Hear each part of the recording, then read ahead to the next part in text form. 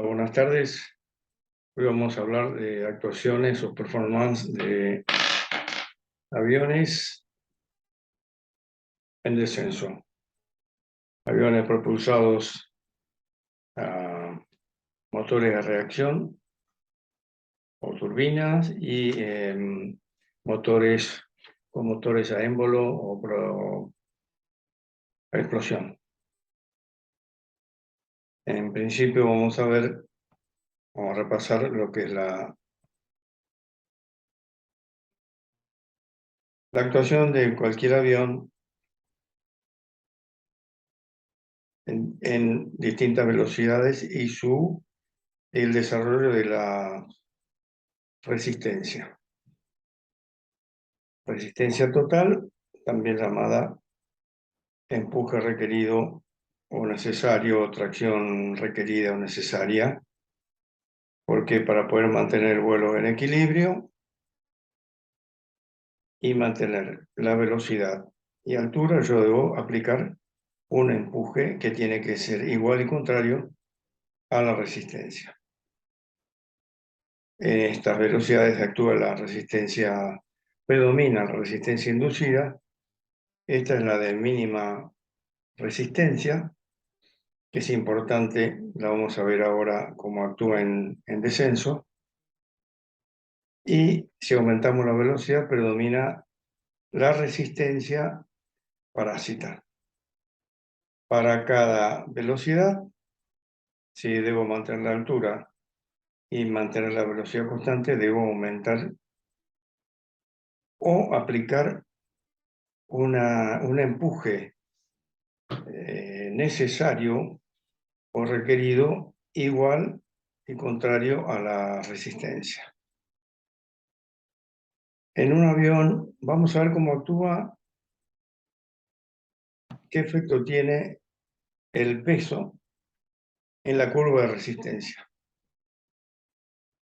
Si aumentamos el peso, ¿qué va a pasar? La curva se corre hacia arriba y el valor de la velocidad de L sobre D máximo también aumenta. Fundamentalmente, donde se nota la mayor diferencia en las velocidades debajo de la mínima resistencia, o sea, donde predomina la resistencia inducida, no tanto en la resistencia parásita. Bueno, en este caso es para un avión cualquiera, 300 kilos de peso, y el de arriba es para 450 kilogramos. Observamos nuevamente, aumenta la velocidad de L sobre D máximo. Recordamos que esta mínima resistencia se obtiene siempre con el mismo ángulo de ataque. Vamos a ver qué ocurre con un avión a reacción durante el descenso. Empuje reducido para un avión a reacción, si bien esta es la curva en crucero usamos la misma porque es la curva de resistencia o de tracción o empuje requerido o necesario. ¿Cuál va a ser? Hay dos velocidades que tienen que saber ustedes, que es más importante más que esta curva, que lo van a ver y lo tienen que estudiar en cada uno de los manuales de cada avión. Hay una velocidad que es la que me va a otorgar mayor alcance con respecto al aire, que en el caso de un avión a reacción va a ser la tangente a la curva de empuje requerido o necesario. Esa velocidad me va a dar el máximo alcance. Máximo alcance. Hay otra velocidad, también la deben conocer, que es la de máximo tiempo en el aire o mínima razón de descenso. En esta velocidad, si yo tuviera un bariómetro, con respecto a esta velocidad, en esta, la de mínima razón de descenso, el bariómetro va a indicar menor razón de descenso, o sea, máxima autonomía. Y coincide en este caso con la velocidad correspondiente a la de mínima resistencia o L sobre D máximo, que dijimos que se obtiene con un mismo ángulo de ataque siempre. Vimos también cómo variaría si el peso fuera mayor. ¿Qué es lo que va a ocurrir? Eso sí, si el peso es mayor, la velocidad de máximo alcance va a ser un poco superior. Muy bien, esto es para un avión con motor a reacción, un jet. Normalmente un avión de línea lo que hace es reducir totalmente el empuje y vuela obviamente con una parte del peso, se descompone y le da velocidad para que el avión pueda volar. En el caso de un avión propulsado a hélice, motores a émbolo o a pistón,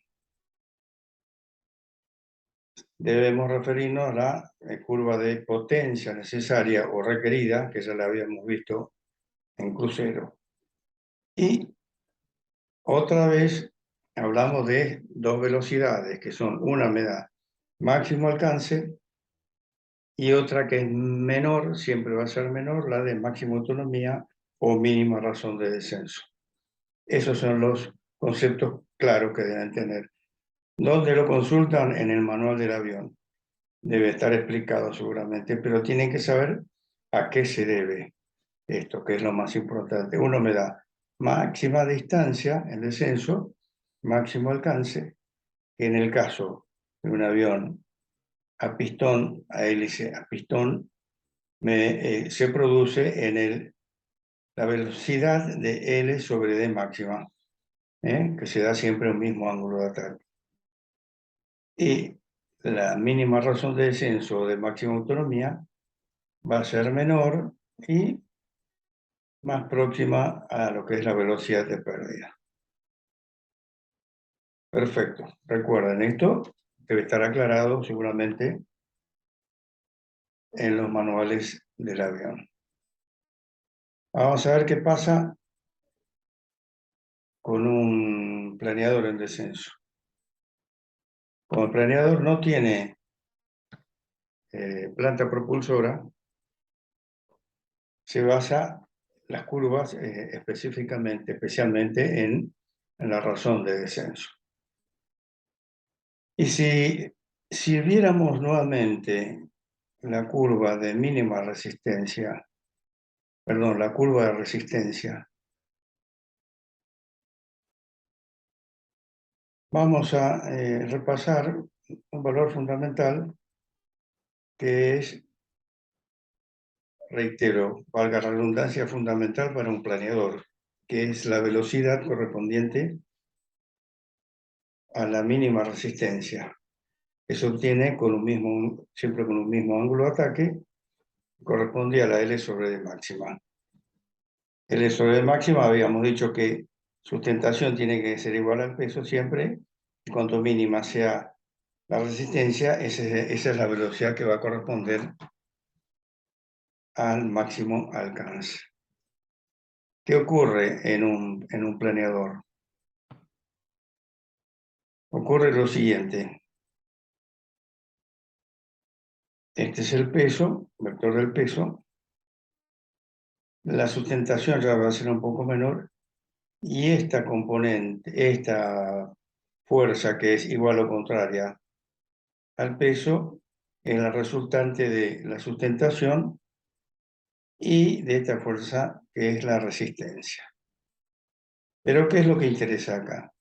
Un valor que tiene que ver con el máximo alcance, que es también llamado el mínimo ángulo de descenso, que lo mismo corre el mismo concepto para los dos casos anteriores. Máximo alcance en descenso significa mínimo ángulo de descenso. Y este mínimo ángulo de descenso, obviamente, va a tener que ver con el valor de esta resistencia. ¿Y cuándo va a ser menor este ángulo gamma? Cuando menor sea la resistencia del avión, que lo habíamos visto en la curva de mínima resistencia, que es la de L sobre D máxima. Entonces, en un planeador se da L sobre D máxima o máximo alcance, se da cuando es la mínima la resistencia, o L sobre D máxima. Pero ¿qué va a pasar? Sí tiene que ver el peso, si bien se va a dar siempre en el mismo ángulo de ataque, cuanto mayor sea el peso, mayor va a ser la velocidad de descenso para el mínimo ángulo de descenso. Habrá otra velocidad que corresponde para el planeador que no está importante, que es la de mínima razón de descenso. Por ejemplo, para un Cirrus puede llegar a ser, por ejemplo, un Cirrus sin lastre, debe andar el mínimo ángulo de descenso L sobre el máximo en 90 kilómetros por hora, un poquito más. Mínima razón de descenso probablemente sea 80 kilómetros. Si quiero, atención, si yo quiero tener un mayor alcance, es decir, quiero alcanzar un punto con mayor seguridad, o sea, mayor distancia, debo volar a la velocidad de mínimo ángulo de descenso o de L sobre D máxima, que está especificado en el manual del avión. No reducir la velocidad creyendo que reduciéndola voy a alcanzar un punto determinado o un campo para aterrizar fuera del aeródromo. Atención con eso. Sí, es cierto que si yo estoy lastrado, la velocidad de mínimo ángulo de descenso va a ser superior. Bueno, con esto terminamos de hablar lo que refiere a descenso. Recordar entonces, máximo alcance, concepto está relacionado con mínimo ángulo de descenso. Mínima razón de descenso es la que me otorga la de máxima autonomía. Y ahora vamos a pasar a hablar un poco sobre atmósfera, que es el medio donde van a volar, vamos a volar con nuestros aviones o planeadores. Es un medio gaseoso que tiene una particularidad con la altura, disminuye la densidad. Y a mayor altura, cuanto menor sea la densidad, menor va a ser la performance de nuestros aviones. Más degradada va a ser nuestra performance. Especialmente para el caso de tener en cuenta el caso de despegues y aterrizajes en aeropuertos elevados, gran elevación, donde la densidad del aire es menor, va a ser afectada la performance tanto de despegue como de aterrizaje. Hay una excepción que es el caso de un avión a reacción en crucero que a mayor altura tiene mejor rendimiento, siempre que esté volando obviamente a long range cruise, a la velocidad o a la altura, la altitud o el nivel de máximo alcance. Bueno, ¿cómo está constituida la básica? Esto lo que les voy a explicar es algo básico. En meteorología se lo van a explicar muchísimo mejor. Donde volamos nosotros en general es la troposfera, que va desde nivel del mar hasta los 10 u 11 kilómetros aproximadamente. Hay una disminución de la temperatura a razón de 6,5 grados centígrados cada 1000 metros. Hay un descenso de la presión del aire, y el descenso de la presión del aire lo que afecta es en la densidad del aire. La presión del aire, la densidad del aire tiene una particularidad, es directamente proporcional a la presión, es decir, si aumenta la presión, aumenta la densidad. pero es inversamente proporcional a la temperatura. Si aumenta la temperatura, disminuye la densidad. Es decir, cuidado con los días de mucha temperatura. Y si hay baja presión, esa combinación es mala porque reduce mucho la densidad del aire, entonces desmejora muchísimo la performance de nuestros aviones, tanto para la sustentación como para el rendimiento de los motores. Bueno, dijimos que volamos en la troposfera, que llega a los 10.000, 11.000 metros aproximadamente. A partir de ahí existe una región hasta los 20.000 metros, que es la tropopausa, donde hay una pausa en las temperaturas, o sea, se mantienen casi constantes hasta los 20.000 metros, y la temperatura en particular sigue disminuyendo la presión. Y a partir de los 20.000 metros comienza la estratosfera. Se supone que a partir de ahí nosotros no vamos a volar, a no ser que volemos el U-2 o un avión espía, pero no es el caso, o un avión, un jet privado que puede volar a mayores altitudes o niveles.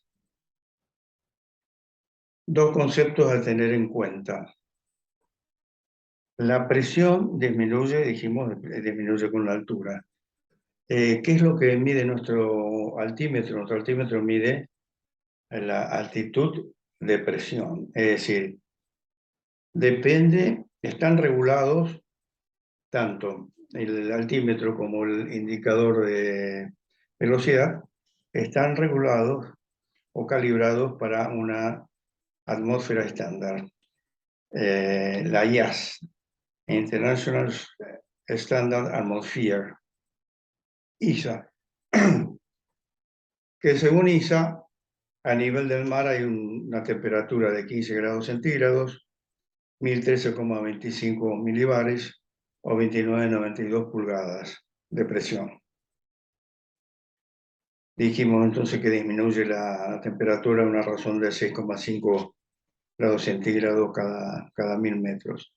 Estos instrumentos, lo que me indica el altímetro, al estar volando, lo que me indica es una elevación, una altitud, pero que lo que lee es una presión, o sea, traduce, para esa presión, según la atmósfera estándar, corresponde una elevación o una altitud o un nivel.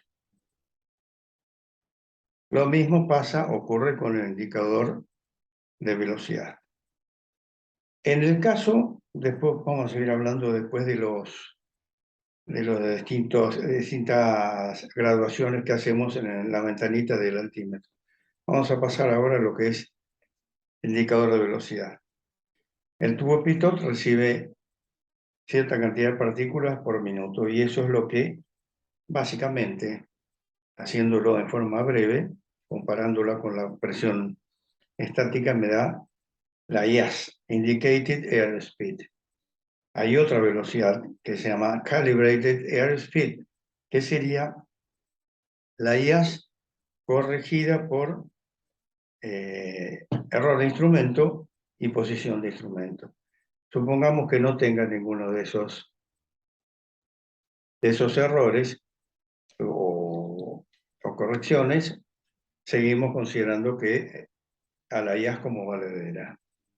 Después hay otra velocidad, que es la Equivalent Airspeed, EAS, que considera los efectos de compresibilidad, porque el aire, a partir de los 0,50, el 50% de Mach, que un Mach es la velocidad del sonido, que a nivel del mar es 1.220 kilómetros por hora aproximadamente.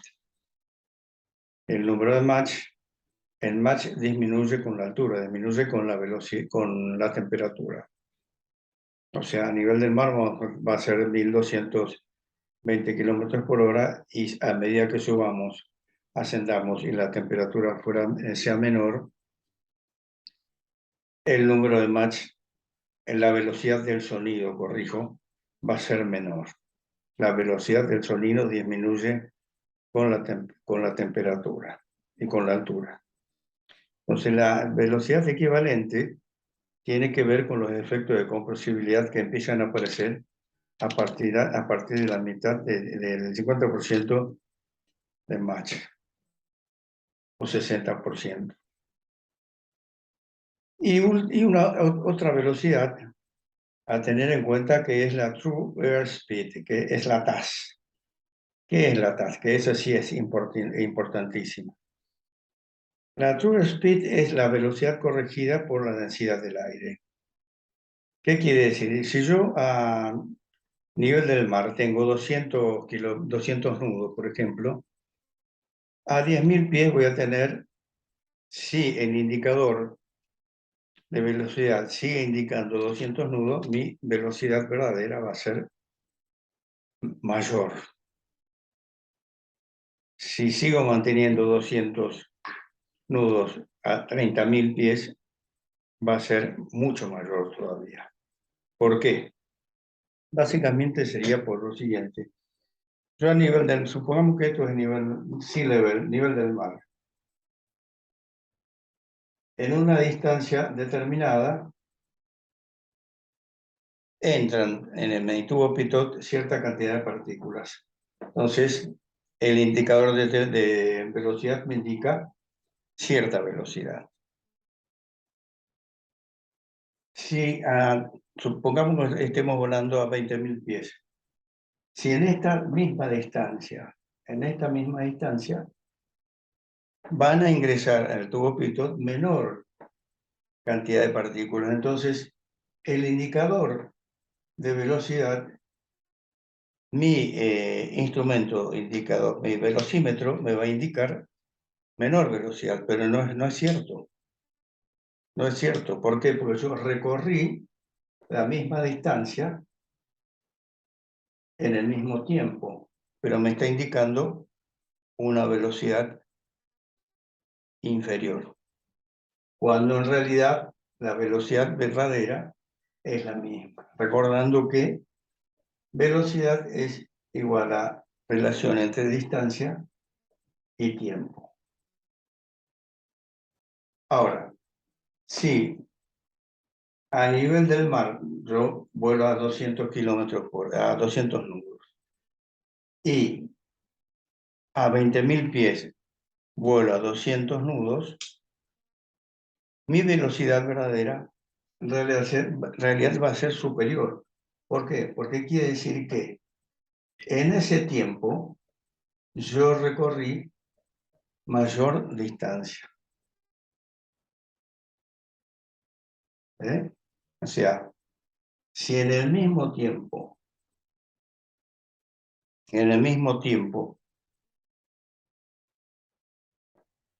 tengo una velocidad, la misma velocidad, quiere decir que la distancia recorrida fue superior, es la true airspeed.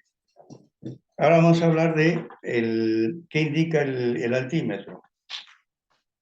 Le comenté que el altímetro lo que me traduce es, mide una densidad, una presión según la atmósfera estándar, porque está calibrado para eso, para medir presión, y me lo traduce, me lo indica como una elevación o altitud. Nosotros al colocar QNH en el aeropuerto, supongamos que sean 1020 milibares.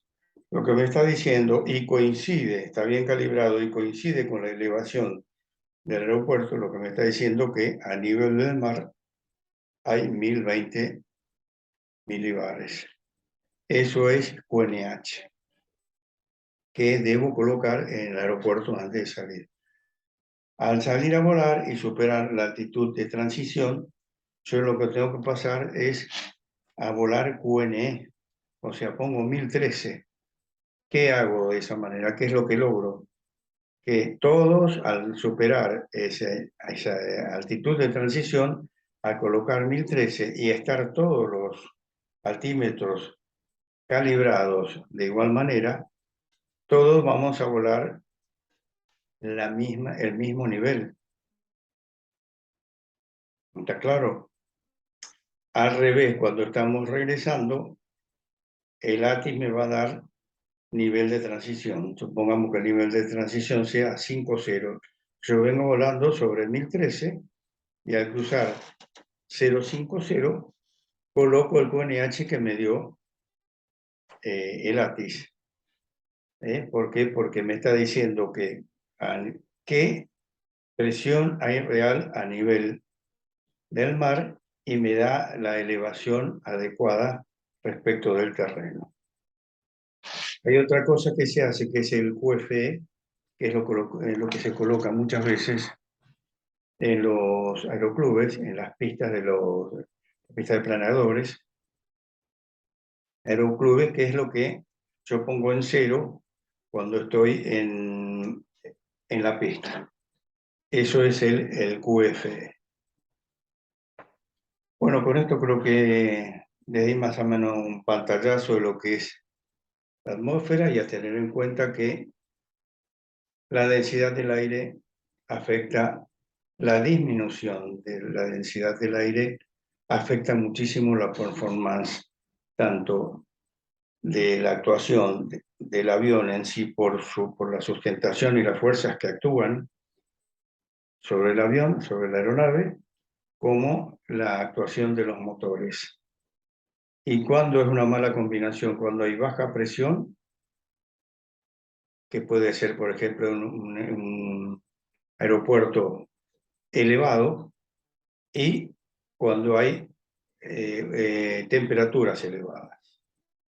Bueno, con esto finalizamos esta clase. Espero que les haya servido. Cualquier cosa, Pato Ledwith es mi canal o patoledwith@gmail.com es mi email para que me hagan cualquier crítica, pedido o requerimiento, consulta. Muchas gracias.